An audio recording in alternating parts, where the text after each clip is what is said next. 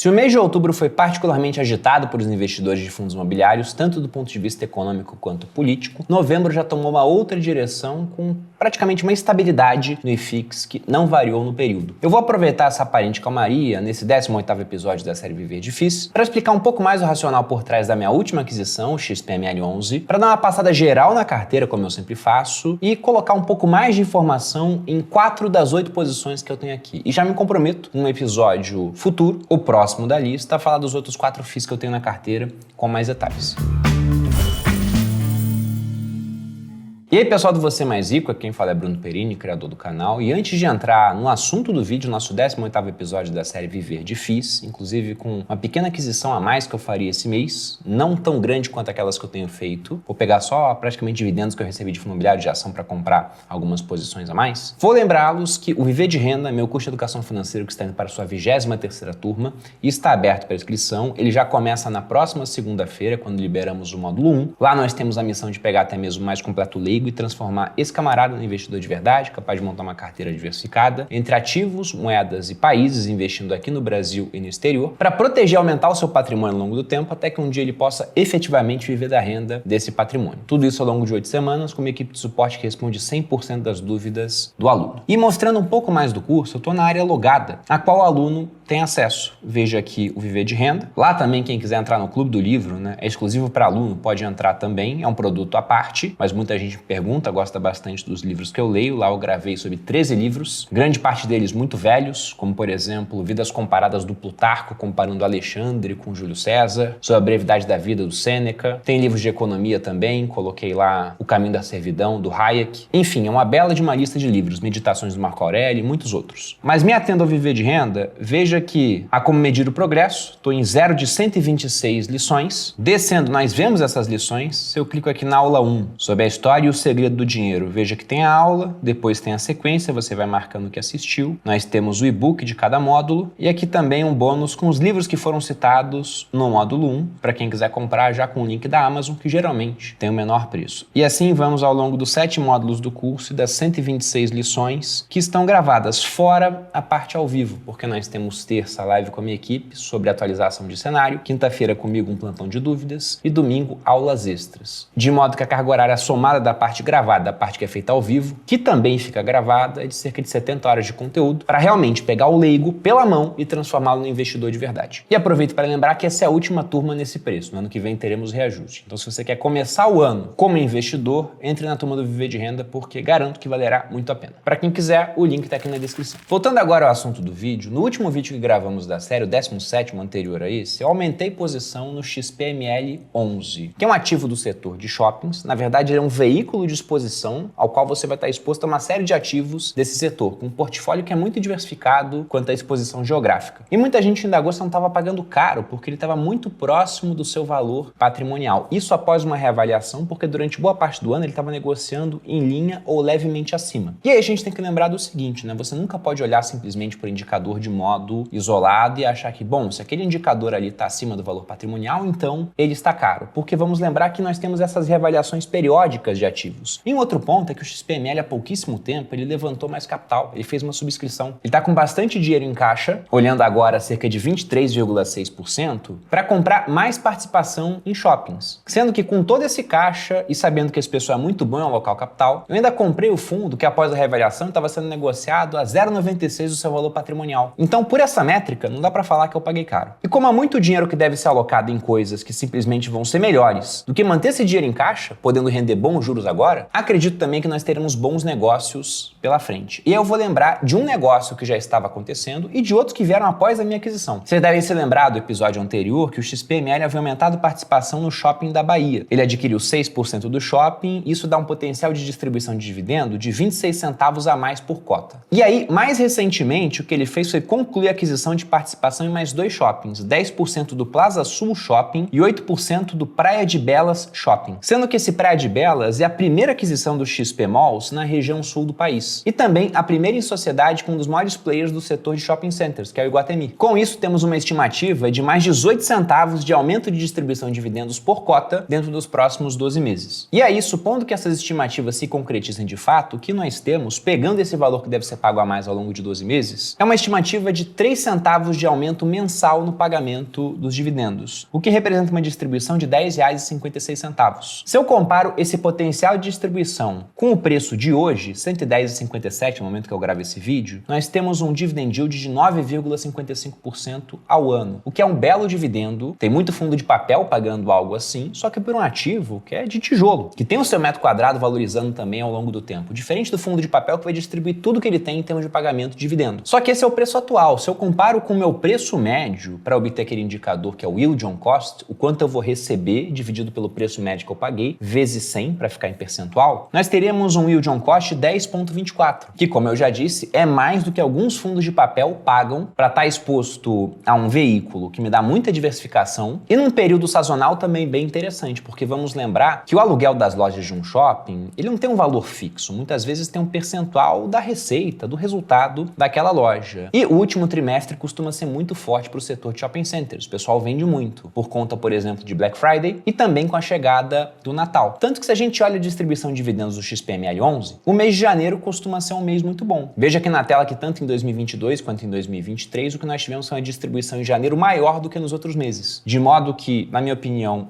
eu não paguei caro. Inclusive, acho que eu paguei barato por um ótimo ativo que deve continuar tendo uma boa performance, que tem muito dinheiro em caixa e provavelmente vai alocar bem esse recurso. Feito esse disclaimer, agora vamos olhar um pouco para o cenário macro que a gente deve ter ao longo do próximo mês. O principal destaque fica para a próxima reunião do Copom, a última do ano, que vai se dar no dia 11/12, é quando sai a decisão do Copom, uma quarta-feira. E pelo que a gente pega das apostas do mercado hoje, na linha de 0,5%, até por conta do último comunicado do Copom, que foi vocal quanto a isso. Ele praticamente contratou mais essa queda de 0,5%, o que levaria a Selic a fechar no ano em 11,75%. E como esse já é um movimento amplamente esperado, ele não deve ter um grande impacto no mercado, uma vez que é quase como se surpreender com a chegada do Natal, sendo que todo mundo sabe que dia 25 de dezembro é o Natal, então não dá para se surpreender com o óbvio. De modo que as perguntas do tipo, essa Selic vai levar o mercado a subir? Fundos imobiliários, ações? Bom, quando o mercado já embute que terá uma queda, ele já se adianta ao resultado. Lembrando também que taxa de curto prazo não significa tudo para o mercado, né? Temos que ficar de olho, principalmente em fundos imobiliários, em taxa de longo prazo, uma grande correlação entre taxa de longo prazo e preço de fundo imobiliário. E quando a gente olha o desempenho do setor nesse mês, nós tivemos um mês de estabilidade. 0,36% de movimento, uma leve alta, bem abaixo do desempenho, por exemplo, do CDI. E eu sei que vários investidores de fundos imobiliários querem sempre comprar e ver o preço da cota subindo, mas esse tipo de janela é muito boa para você adquirir mais ativos, daqueles que você gosta de ter na carteira, para ir acumulando cotas e receber aquilo que o investidor de fundos imobiliários deveria prezar mais, que são os dividendos. Até porque o fundo imobiliário é obrigado a pagar um grande percentual do que ele tem de resultado em dividendos. No semestre, ele é obrigado a distribuir 95% do seu resultado. Então sobra muito pouco para que ele possa reinvestir e continuar crescendo organicamente. Tanto que o comum é que aconteçam subscrições. O fundo vai lá e pega mais dinheiro no mercado para que ele possa continuar crescendo, porque só o que sobra no seu caixa é muito pouco para isso. De modo que eu mesmo vou aproveitar para comprar um pouquinho mais agora nesse final de ano, aproveitando esse período de calmaria no mercado. Mas antes disso, vamos dar uma olhada geral na carteira. Para isso eu vou acessar o MyProfit, o programa que eu uso para consolidar a minha carteira e também para me ajudar na declaração de imposto de renda. Lembrando que tudo que a gente faz esse ano vai contar por imposto do ano que vem. Para quem quiser assinar o MyProfit, eu lembro também que há um link na descrição com 10% de desconto. Ou você pode acessar de qualquer lugar e usar o cupom PERINI10. Dentro aqui do programa, vendo só a parte da minha carteira de FIIs, veja que eu tenho 8 posições. Individualmente, a maior posição é o RBRF11, que é o nosso fundo de fundos. Depois XPML, sobre o qual acabei de fazer o comentário, JSRE11, que é de lajes corporativas, KCRE de papel, LVBI logístico, KNSC também de papel, RBRY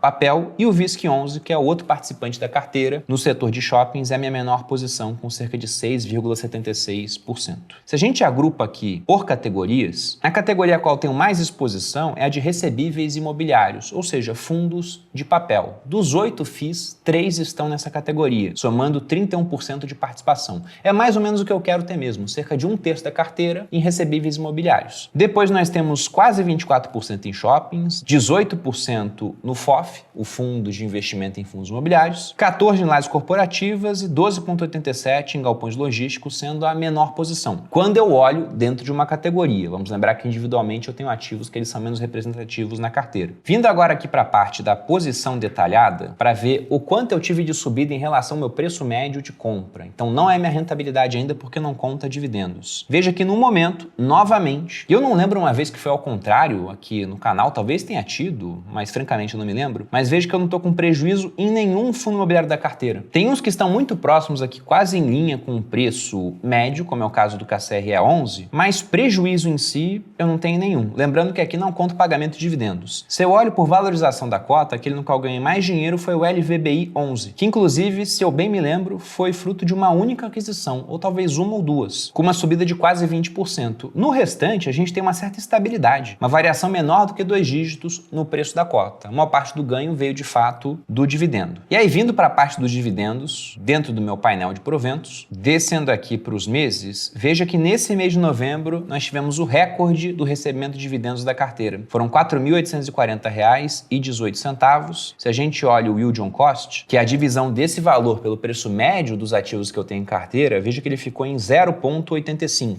O que é um belo yield on cost se a gente pega para uma carteira de fundo imobiliário que não tem uma participação apenas de fundos de papel, que geralmente puxam esse yield on cost para cima, enquanto de tijolo puxam para baixo. Porque tem muito fundo de tijolo, como por exemplo o meu de lajes corporativas, que puxa esse yield on cost para baixo, porque ele paga pouco dividendo, tem muita vacância, mas também está muito descontado em relação ao valor patrimonial. Então lá eu espero ter um ganho de capital quando a vacância vier a diminuir. Se vier a diminuir, né? Porque a gente nunca sabe se vai diminuir de fato, é sempre uma expectativa. Se a gente toca aqui nesse mês para ver de onde vieram os pagamentos, veja que o XPML, que muita gente me indagou se estava pagando caro, foi um dos principais responsáveis por pagamento de dividendo desse mês. Só ficou atrás do nosso fundo de fundos, o RBRF 11. Ambos pagando mais do que os fundos de papel, o RBRY, o KCRE, que foi o que mais pagou do de papel, e aqui o KNSC 11. Lembrando que aqui eu tenho um valor absoluto, né? Então não estou olhando em comparação ao tamanho da posição que eu tenho em cada um desses fundos de papel. É até normal que a RBRF e o XPML paguem mais, porque são as duas maiores posições que eu tenho na carteira. Indo para a parte da rentabilidade, onde aí sim nós temos o pagamento de proventos junto também à variação da cota, o que nós temos de resultado desde dezembro do ano passado, porque ele pega sempre por padrão os últimos 12 meses, é a carteira subindo 20,67. Como ela é uma carteira apenas de fundos imobiliários, o ideal é que a gente compare ela com o IFIX. Veja que ela está dando o dobro do IFIX, um pouquinho mais do que isso, mas também ganha do Ibovespa, ganha do IPCA e ganha do CDI no mesmo período. Se a gente olha o desempenho gráfico, veja que nesse mês, enquanto o IFIX ele permaneceu praticamente estável, a carteira teve uma leve subida, bem inferior à subida de bolsa, por exemplo, né? Ou do S&P 500, ambos indo lá para cima, mas nós havíamos aberto um lastro aqui de rentabilidade frente a esses índices. E como eu disse, se outubro foi um mês de volatilidade, com a carteira caindo menos 2,24%, em novembro tivemos um mês de estabilidade, uma subida razoável de quase 0,7%, que é praticamente o dobro do que se o IFIX no mesmo período. Fechando essa parte, eu lembro novamente, para quem gostou do MyProfit, já aproveitando que no ano que vem vai ter que declarar imposto, que você pode assiná-lo no link na descrição ou utilizando o cupom PERINI10 com 10% de desconto. E aproveito também para lembrar aquele pessoal que entrou no Viver de Renda, que lá você tem 3 meses de MyProfit gratuitos para testar bastante o programa antes de decidir se quer assinar ou não. Mas dificilmente você não vai querer assinar, porque realmente facilita muito a vida do investidor. Agora vamos dar uma olhada em ativos específicos, até porque temos novidades na carteira. Se eu entro lá na minha conta da Rico, na parte de subscrições, que você pode acessar por aqui, veja que nós temos uma subscrição do VISC11, que é uma das menores posições do meu portfólio, um fundo de shoppings que eu considero bem interessante, rolando. Eu tenho direito a subscrever 99 cotas a um preço de exercício de R$ 117,47. E aí fica a questão,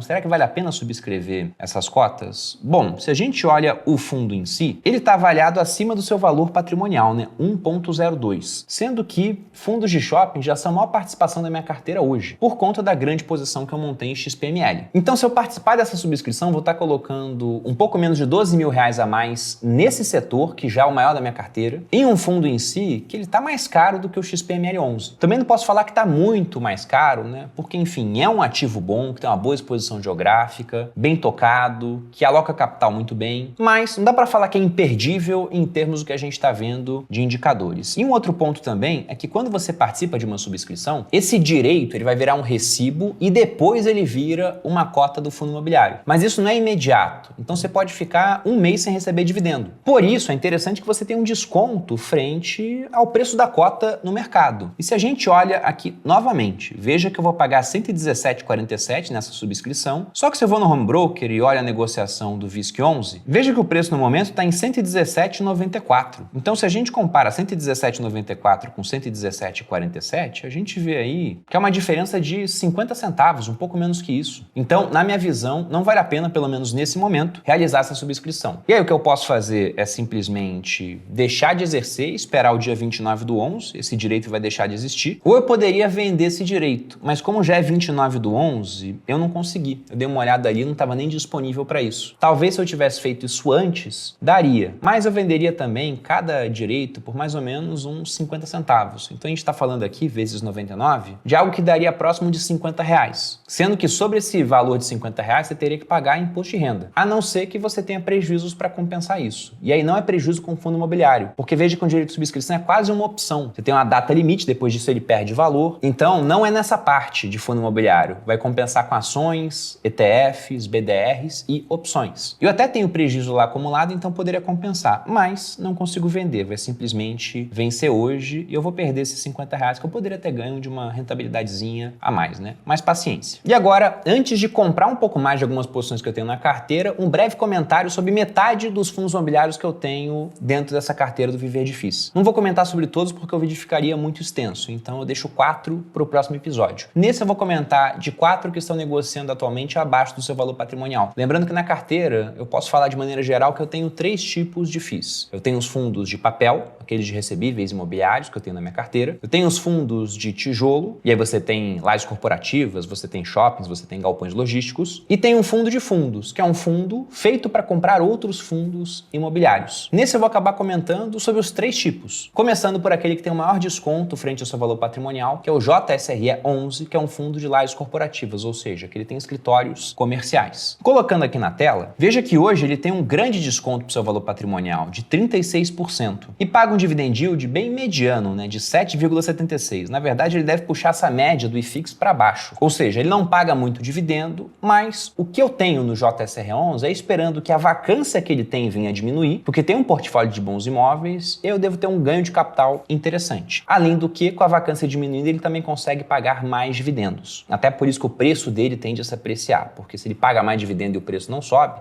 ele fica muito atrativo e de repente o pessoal vai começar a comprar esse fundo imobiliário. Ele entrou na carteira em junho de 2022. Veja que na sua distribuição nós temos algo na média de 46 centavos mensal. E se a gente olha para a carteira do fundo, ele tem 49% da sua exposição ao edifício Tower Bridge, 16% a Torres Rocha Verá, mais 16% no Nações Unidas 3, 19% no edifício Paulista e tem 1% no edifício Praia de Botafogo, que fica no Rio de Janeiro. E o calcanhar de Aquiles do fundo hoje é o fato de que ele tem uma vacância de 8,1% do seu portfólio. Alguns imóveis que têm bem mais do que isso, outros menos, na média fica esse 8,1%. Mas a gestão tem sido competente em diminuir essa vacância, ela já foi maior. Então, por conta disso, apesar de pagar menos dividendos do que a média dos fundos que nós temos em carteira, eu mantenho porque acredito em uma apreciação dessa cota ao longo do tempo com a diminuição da vacância. E aí pode ficar a pergunta, poxa, Bruno, com todo esse desconto frente ao valor patrimonial, é a sua posição preferida para comprar agora? E não. Mas para isso eu tenho que explicar sobre a segunda posição que eu vou abordar das 4 aqui nesse vídeo, que é o nosso fundo de fundos, o RBRF11. Veja que ele tem um desconto sobre o valor patrimonial também interessante, não tão grande quanto o JSRA11, tá com 88% aí da sua avaliação frente ao valor patrimonial, então tem um desconto de 12%. Entrou na carteira em setembro de 2022. Hoje, individualmente, a maior posição que eu tenho em carteira, mas é uma maior posição que me dá muita diversificação, porque afinal de contas é um fundo de fundos. O que ele faz é comprar cotas de outros fundos imobiliários negociados na Bolsa de Valores. Quanto ao dividendo, ele paga um belo dividendo, 9,65,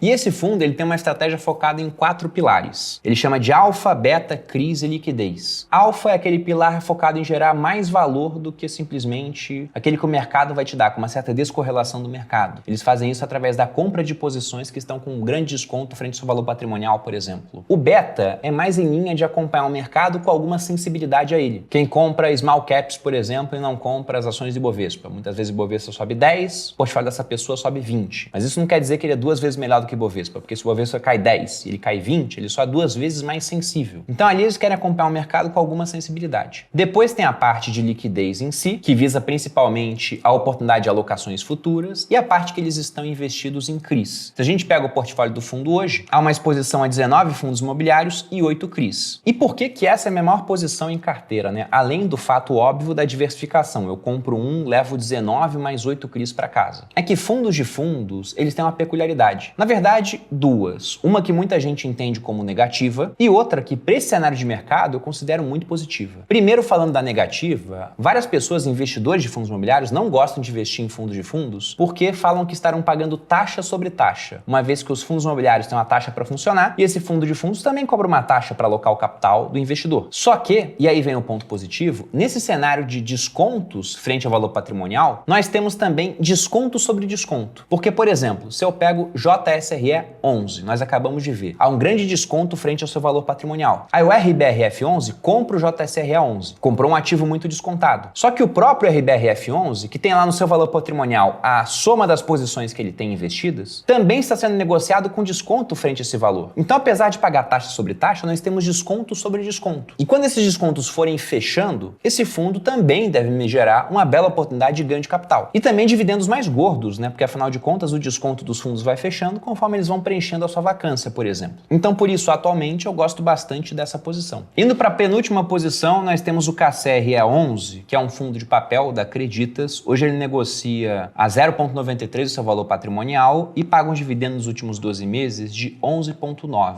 Então, um belo dividendo, porque fundos de papel geralmente pagam mais dividendo mesmo. E qual a peculiaridade desse fundo que entrou na minha carteira em fevereiro de 2023? Há um episódio aqui específico para falar sobre como funciona o KCRE, que tem um funcionamento também bem interessante, porque no final ele vai estar atrelado a CRIs, que tem origem através do chamado Home Equity, que significa o seguinte: vamos supor que eu queira tomar um empréstimo, mas eu estou olhando o custo do crédito está muito alto, sendo que eu tenho meu imóvel, eu tenho uma bela garantia para dar em contraposição a esse empréstimo. Esse é até o motivo pelo qual o financiamento imobiliários têm taxas tão baixas comparado a outras formas de crédito. Porque se, por exemplo, eu faço um financiamento de veículo, eu posso sumir com esse veículo. Se eu pego o dinheiro e não dou nenhum tipo de garantia, eu posso sumir com o dinheiro e eu mesmo dar uma desaparecida, mudar de estado, mudar de país. Agora, se eu dou um imóvel como garantia, como o próprio nome já diz, o imóvel, ele não se mexe, ele não consegue fugir junto comigo. De forma que é mais simples para o banco retomar esse tipo de garantia. E como que esses CRIs são originados? Primeiro que dentro desse CRI há várias operações que funcionam da seguinte forma. Se eu quero tomar um empréstimo com banco, e aí digamos que eu tenho um imóvel avaliado em R$1 milhão. Eu dou esse imóvel como garantia, o banco avalia, de fato ele olha e fala, vale R$1 milhão.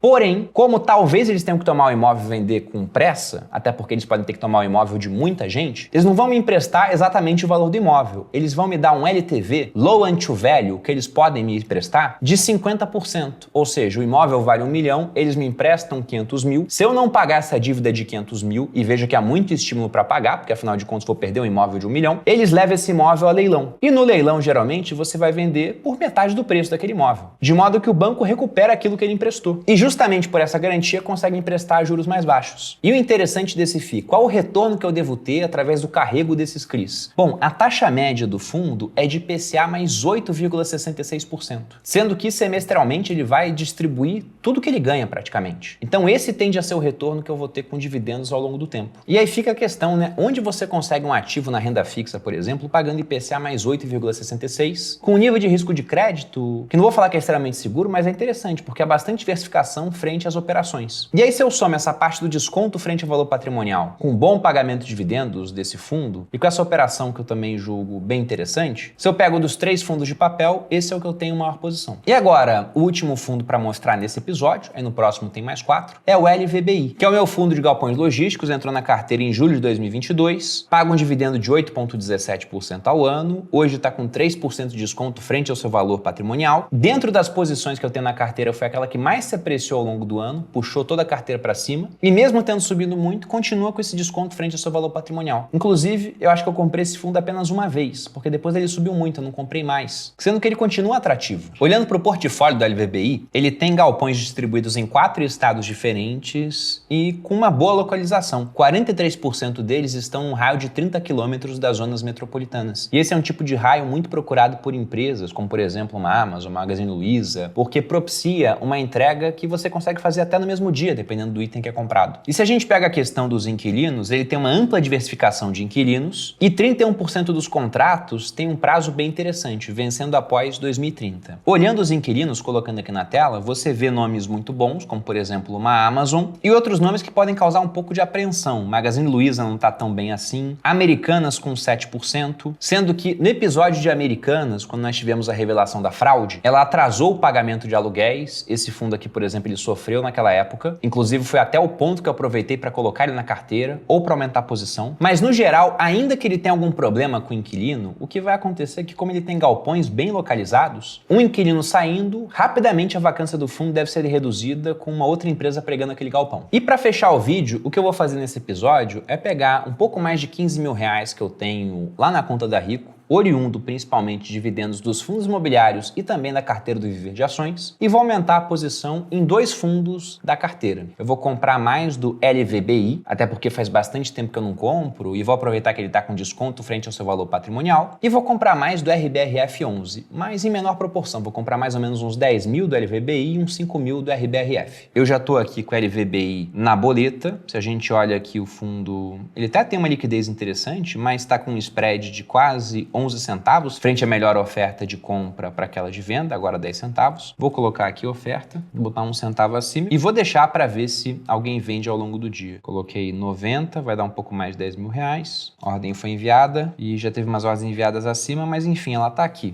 Acredito que uma hora vai ser executada. Tá inclusive no preço da última execução. E agora o RBRF11. Veja que ela já foi executada parcialmente aqui. 54 de 90 cotas. E agora totalmente executada. Bom, RBRF11, spread de apenas 1 centavo. Vou comprar mais porque tem uma posição aqui relativamente grande, né? De 764. E vou colocar mais 65 cotas para dentro. 7561, envio. E pronto, a ordem está aberta. Já foi parcialmente executada e deve ser executada no restante ao longo do dia. Mas quanto a isso, sem falta eu atualizo vocês no próximo episódio do Viver de FIIs. Sendo que ainda fica a minha dívida de falar mais das outras 4 posições que não foram citadas aqui, que nesse momento estão acima do seu valor patrimonial, mas pode ser que para lá, episódio do final de dezembro, elas já estejam mais baixas. Inclusive, vamos gravar um pouco antes do final de dezembro, para dar tempo da ordem executar tudo, eu saber o que eu vou ter que declarar no ano que vem, e ficar comprando posição no dia 30, nem sei se dia 30 vai ser dia útil, né? Pode cair no fim de semana. Mas aí você compra e às vezes não faz a liquidação, aí fica para o ano que vem, então vou puxar o episódio um pouco antes. E é isso, eu fico por aqui, espero que você tenha gostado desse episódio. Se gostou, dê seu like, se inscreva no canal. Um grande abraço e até a próxima.